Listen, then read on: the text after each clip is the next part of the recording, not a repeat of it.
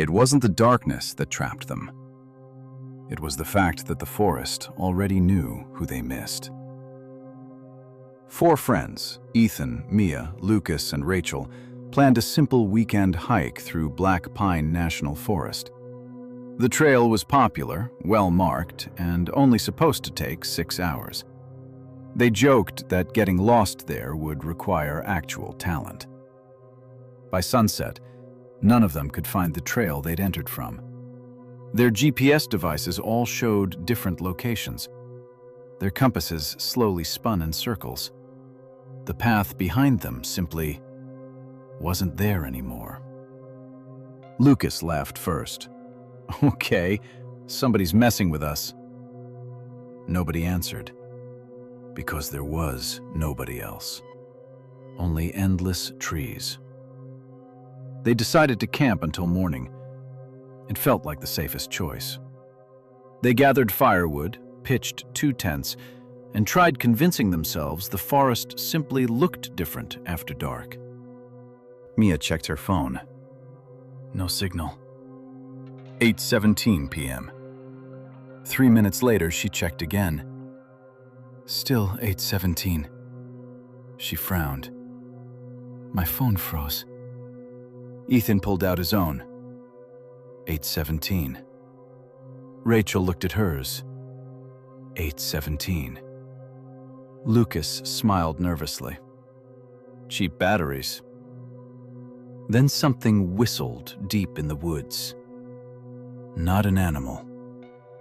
Someone trying to get their attention. 3 short whistles. Exactly the way Ethan's father used to call him home as a kid. Ethan froze. No. His father had died 11 years earlier. The whistle came again. Closer. Ethan! It was unmistakable, his father's voice. Warm, calm, exactly as he remembered. Lucas immediately stood. Did somebody just yell your name? Nobody spoke. The voice came again. Ethan, over here. Mia grabbed his arm. Don't. My dad. Your dad is dead. I know what I heard. The forest became silent again. Too silent. Nobody slept. Around midnight, Rachel heard someone softly humming. An old lullaby. She hadn't heard it since childhood. Her grandmother used to sing it every night. She died from Alzheimer's when Rachel was 14. The humming drifted between the trees, closer, then farther away, like someone slowly walking circles around the camp. Lucas grabbed the flashlight. It's probably another group. Rachel shook her head. No. How do you know? Because my grandmother never finished the last verse. The humming stopped. Exactly before the final verse. Rachel's face turned white. She had never told anyone that. Morning never came. Their watches insisted it was after 8 a.m. The sky remained dark. The fire refused to stay lit for more than a few minutes. They started walking, always downhill. Hours passed. Eventually, they reached their own campsite. The same chairs, the same burned logs, the same footprints. Lucas laughed again, but this time nobody joined him. They marked a tree with orange spray paint, then walked in a straight line for nearly 2 hours. When they stopped, the same marked tree stood directly in front of them. Only now, it had 2 orange marks. One fresh, one faded, as if someone had painted it years earlier. Lucas stared. We've been walking in circles. Mia slowly shook her head. No. She pointed at the older paint. We've never been here before. That afternoon, another voice echoed through the forest. Lucas's older brother. Killed in a motorcycle crash 6 years ago. Lucas? Lucas immediately answered. Ryan? We found the road! The others grabbed him before he could run. It's not him. I know his voice! It wants you to think that. The voice sounded hurt. You don't recognize me? Lucas started crying. I do. The voice became softer. Then come. Branches cracked somewhere ahead, like someone patiently walking away, waiting to be followed. They tied themselves together with climbing rope. No matter what we hear, Ethan said, nobody walks off alone. Everyone agreed. For almost an hour it worked, until Mia heard her mother. Mia? Her breathing stopped. Her mother had died from cancer only 8 months earlier. Mia, sweetheart. The voice wasn't calling from ahead. It whispered directly behind her. She turned instinctively. Nothing. Then the rope suddenly went slack. Lucas was gone. The knot around his waist remained perfectly tied. Only the rope ended in a clean cut, as if it had never been attached to anyone. There were no footprints, no screams, nothing. Just empty forest. Panic spread quickly.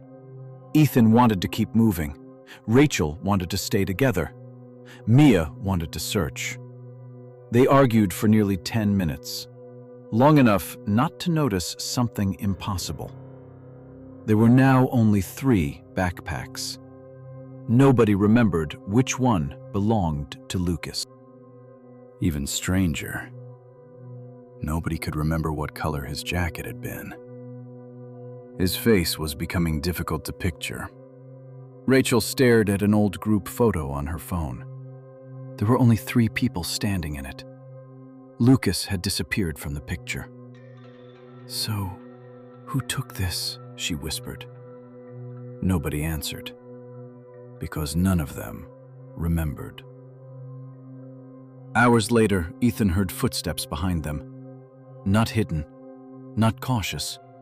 Someone walking normally, matching their pace. Every time they stopped, the footsteps stopped. Every time they walked, they continued. Never closer, never farther. Always exactly the same distance behind them. Rachel finally spun around with the flashlight. Nothing. The footsteps continued anyway. Night somehow became darker. The trees no longer looked like trees. Their trunks bent in impossible directions whenever nobody looked directly at them.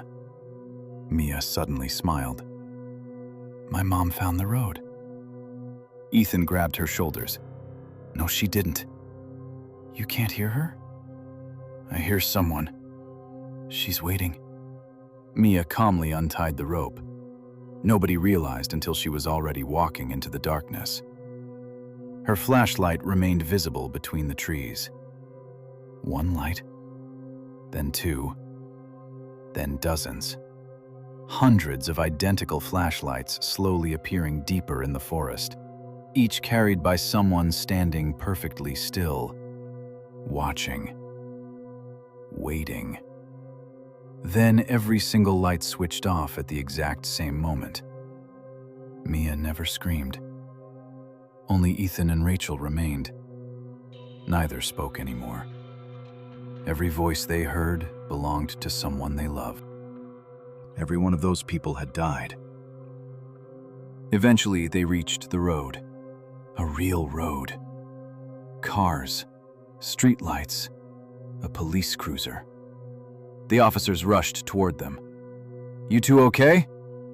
Ethan almost collapsed. We made it. The officer looked confused. You mean you? What? We've only been searching for one missing hiker. Rachel laughed nervously. No, There were 4 of us. The officer frowned. There aren't any missing persons matching those names. He checked his tablet. There never were. Weeks later, Ethan returned home. He convinced himself trauma had damaged his memory. Therapists suggested stress-induced hallucinations. Eventually, he almost believed them. Until one evening, he found an old family photo. His father stood beside him, Smiling. Behind them, barely visible between 2 trees, 3 strangers were standing in the woods. A young man, 2 women, all smiling directly at the camera. He didn't recognize them. Yet something inside him whispered their names before he could stop himself. Lucas. Mia. Rachel. The timestamp on the photograph read 1998. 10 years before Ethan had ever met them. He turned the photo over. On the back, in his own handwriting, were words he had no memory of writing. When they call your name, never answer twice. The first person didn't disappear. The first person was erased. 6 friends had planned the trip for months. Nathan, Olivia, Mark, Chloe, Daniel, and Sarah wanted one last adventure before life pulled them in different directions. The Black Hollow Forest was famous for its waterfalls and old fire lookout tower. The hike was rated easy, 8 hours in, 8 hours out. By sunset, every trail marker had vanished. Not broken, not hidden. Gone. Nathan checked the map. "We're off the trail." Mark laughed. "Impossible. We've been walking straight." Daniel looked behind them. "No, we haven't." Their own footprints curved away through the mud in a perfect circle. None of them remembered turning. The first strange thing wasn't the voices. It was the silence. No birds, no insects, no wind, only the sound of their own breathing. Sarah stopped walking. "Does anyone hear that?" "Hear what?" "Exactly." Nobody answered, because she was right. The forest wasn't quiet. It sounded like every other noise had been removed. They decided to camp. Nathan built the fire while Chloe filmed short clips for social media. "This is going to be the story we tell forever." The video froze. She replayed it. Everyone appeared normally around the fire, except one frame. Just a single frame. Behind Daniel stood an elderly woman wearing a white dress. Nobody had been there. She showed the others. Mark shrugged. "Compression glitch." Nobody believed him. At 10:41 p.m., someone called Olivia's name. Softly. "Liv?" She looked toward the trees. Her face drained of color. "My mom." Nathan frowned. "What?" "My mom." The voice came again. Exactly the same tone. Exactly the same nickname. Her mother had died from a stroke 4 years earlier. "Liv, sweetheart." Sarah grabbed her wrist. "Don't!" Olivia whispered. "She sounds scared." The voice answered immediately. "I am." Nobody moved.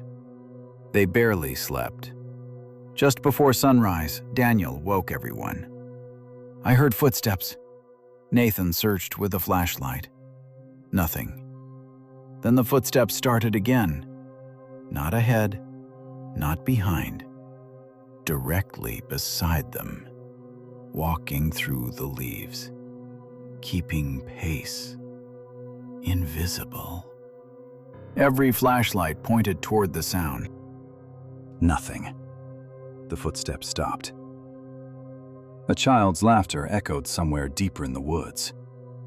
None of them had children.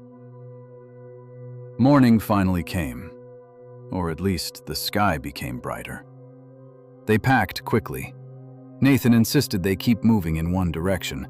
To avoid walking in circles, Mark tied bright orange ribbons to tree branches every 100 feet. 2 hours later, Chloe stopped. There.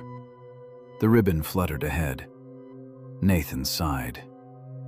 We looped. Then Sarah walked closer. That's impossible. The ribbon wasn't theirs. It was faded, old, half-rotted, as though it had been hanging there for decades. Their fresh ribbon was tied directly beneath it. Nobody joked anymore. Around noon, they reached a narrow creek. Daniel smiled. Water always leads somewhere. They followed it. Hours later, the creek flowed back toward them. The water was moving uphill. Mark stared silently. Nathan rubbed his eyes. We're tired. Chloe shook her head. No. She pointed. Leaves floated uphill too. The first disappearance happened just before sunset. Sarah suddenly smiled. My grandfather. Nobody heard anything. She stepped closer to the trees. He found us. Nathan grabbed her backpack. Sarah. He says there's a road. There isn't. She frowned. You really can't hear him? The voice answered. Nathan never liked me. Sarah laughed softly. He remembers you. Nathan let go. Just for a second. That was enough. Sarah walked behind one enormous pine tree. Everyone followed immediately. Nobody was there. The ground was untouched. No footprints, no broken branches, no sound. Only her backpack lying neatly against the trunk, still zipped, still full. The group searched for nearly an hour. Then Chloe noticed something horrifying. She frowned. There were 5 tents last night. Nathan nodded automatically. Yeah. Daniel slowly looked around. No, there were 6. Nobody could remember. Even stranger, nobody remembered who had slept beside Sarah.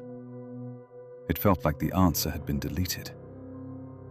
That night, nobody separated. They built the largest fire possible. Mark refused to blink. Then someone whistled. 3 short notes. Nathan froze. His older brother used to whistle exactly like that while hunting. His brother had drowned 15 years earlier. Nate, the voice came again. I've been looking everywhere. Nathan clenched his fists. It's fake. The voice laughed. You already know it's me. Olivia whispered. Don't answer. Nathan stayed silent. The voice spoke one last sentence. A sentence nobody else should have known. It wasn't your fault. Nathan nearly stood. Only Daniel tackled him before he could move. The next morning, Chloe disappeared. Nobody saw her leave. One moment she walked between Olivia and Mark. The next, Daniel turned to ask her a question. She simply wasn't there anymore. Her footprints stopped halfway across the trail.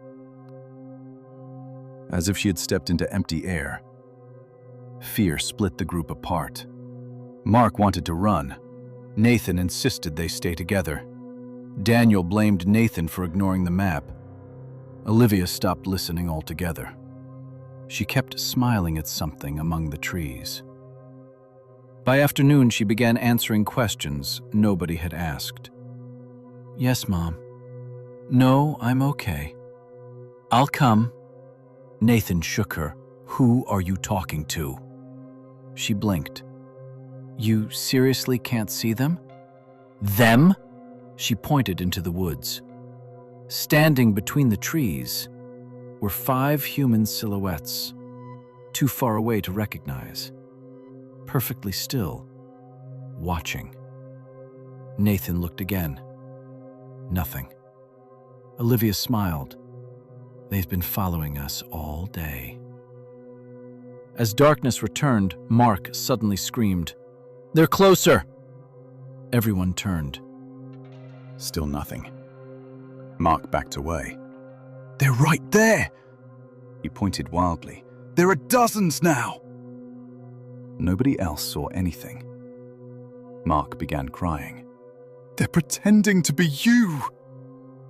Nathan felt cold. "What?" "They're learning your voices." Before anyone could react, someone behind them said, "Mark." It sounded exactly like Nathan. Everyone turned toward Nathan. He hadn't spoken. Another Nathan stepped out from between the trees. Same face, same clothes, same backpack, even the same terrified expression. The second Nathan whispered, "Don't trust him." "I'm the real one!" Daniel couldn't move. Olivia stared at them.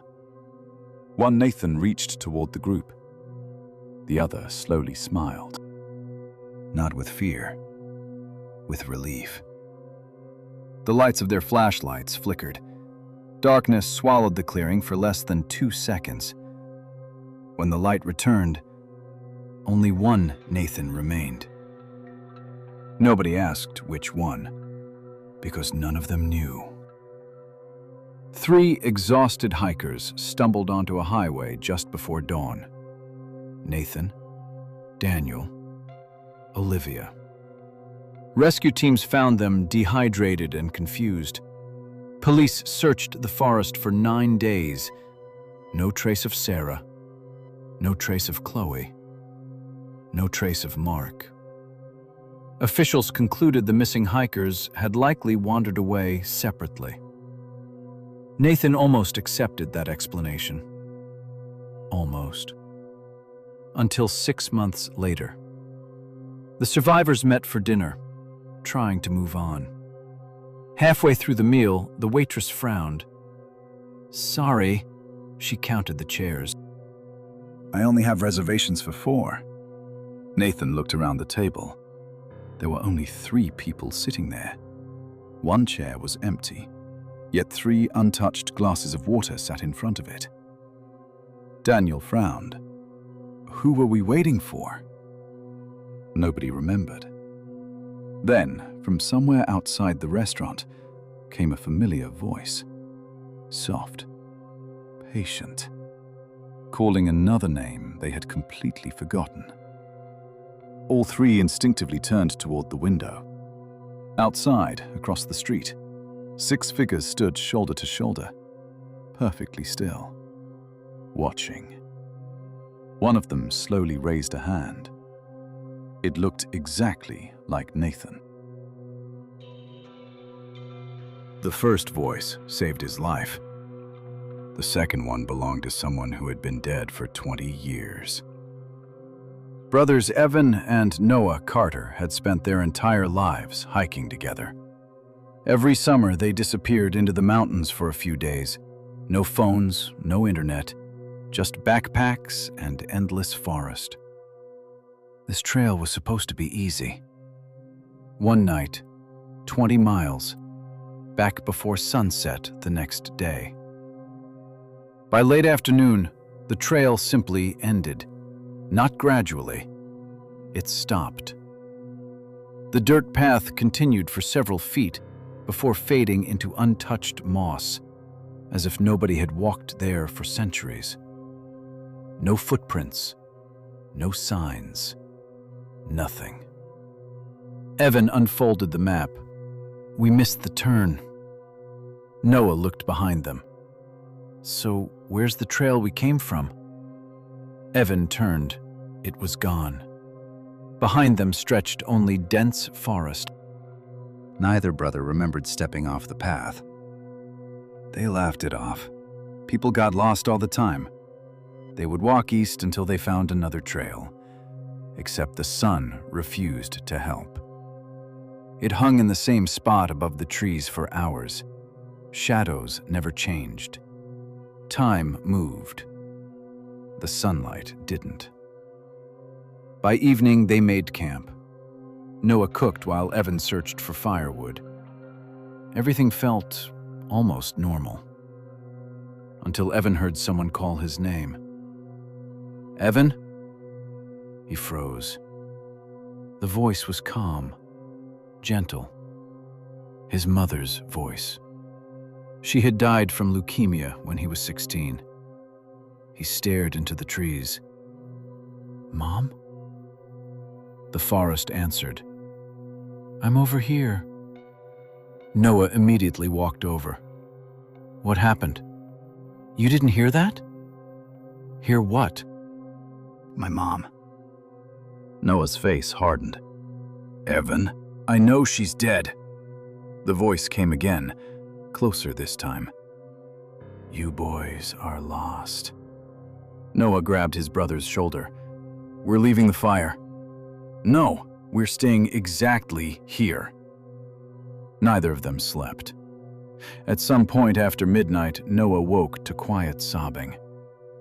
Evan sat at the edge of the camp, staring into the darkness. She keeps talking. What is she saying? She says Dad's here too. Noah didn't answer. Their father had died only 8 months earlier. They hadn't even scattered his ashes yet. Evan whispered, He sounds healthy. Morning arrived without birdsong. They packed quickly.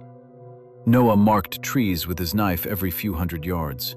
Simple vertical cuts, impossible to miss. After nearly 3 hours, they reached another marked tree. Noah sighed with relief. We've looped. Then he stopped smiling. There weren't 1 or 2 cuts. There were dozens, hundreds, layer upon layer. Some fresh, most ancient. Generations of identical marks covered the trunk, as if countless people had made the exact same decision. They chose a different direction. An hour later, another tree covered in old knife marks. Another hour, another one. Every marked tree looked older than the last. The carvings climbed so high that some disappeared into the canopy. Noah slowly lowered the knife. We're not the first. That afternoon they reached a small cabin. Old, abandoned. Its windows were broken. The roof sagged under years of neglect. Finally, civilization. They pushed open the door. Dust covered everything, except the table. 2 bowls sat neatly beside 2 wooden chairs. Fresh steam rose from both. Evan stepped backward. Someone's here. Then they noticed the photographs hanging on the wall. Families, hunters, campers, dozens of smiling faces. Every photograph included one thing. Someone standing in the background, always partially hidden behind a tree, always blurry, always watching. Inside a bedroom, Noah found an old journal. Most pages had rotted away. Only one sentence remained readable. If you hear someone you love, make them come to you. Never go to them. Evan read it twice. So that's it? Before Noah could answer, someone knocked on the cabin door. 3 slow knocks. Their father's voice followed. Boys, I finally found you. Evan's breathing became uneven. "Dad?" Noah whispered. "Don't." The voice laughed softly. "You still protecting your little brother?" That sentence froze both of them. Only their father ever called Evan the younger brother. Nobody else. The knocking continued. Patient, never louder, never faster. Just 3 knocks. Again and again. Finally, Noah shouted, "If you're really Dad, come inside." Everything outside stopped. No insects, no wind, nothing. Then footsteps approached the porch. 1 step, another. The doorknob slowly turned. It stopped halfway. The voice sounded confused. Another pause. "Can't." Noah smiled for the first time all day. "It can't enter." The thing outside became perfectly silent. Then it spoke again. Only now, it no longer sounded like their father. It sounded like dozens of voices trying to speak at once. The cabin walls trembled. Windows shattered inward. The front door burst open. Nobody stood there. Only the empty forest. They ran. Neither looked back. Branches whipped across their faces as they stumbled downhill. After nearly an hour, Noah realized something. The forest had become noisy again. Birds, wind, insects. Normal. We're out. Ahead, sunlight poured across a gravel road. A park ranger spotted them almost immediately. "You boys okay?" Evan nearly collapsed. "We got lost." The ranger frowned. "Lost where?" "In the forest." He looked genuinely confused. "There hasn't been a forest here in almost 40 years. Both brothers turned. Behind them stood an enormous burned clearing stretching to the horizon. Blackened tree stumps. Ash. Nothing else. No living forest. No cabin. No trail. Just miles of empty land. Police assumed dehydration had caused hallucinations. The brothers stopped talking about the trip. Eventually, they almost convinced themselves it had happened that way. Almost. Until Noah unpacked his backpack months later. Hidden inside one pocket was an old black and white photograph. It showed 2 young boys standing in front of a wooden cabin. Both smiled at the camera. Behind them stood their parents. And behind their parents, 2 older men, watching from the trees. Noah flipped the picture over. On the back was a date, August 14th, 1979. 23 years before either brother was born. Below the date, someone had written in faded pencil, "They always come back as brothers." Noah looked up from the photograph. "Evan." He walked through the apartment. Every room was empty. His brother's clothes were gone. His phone number no longer existed. Family albums showed Noah as an only child. Only one thing proved Evan had ever lived. From somewhere outside his apartment door came 3 slow knocks. Then a familiar voice. Soft. Patient. "Noah!" It sounded exactly like his brother. And for the first time, Noah couldn't remember whether Evan was supposed to be alive.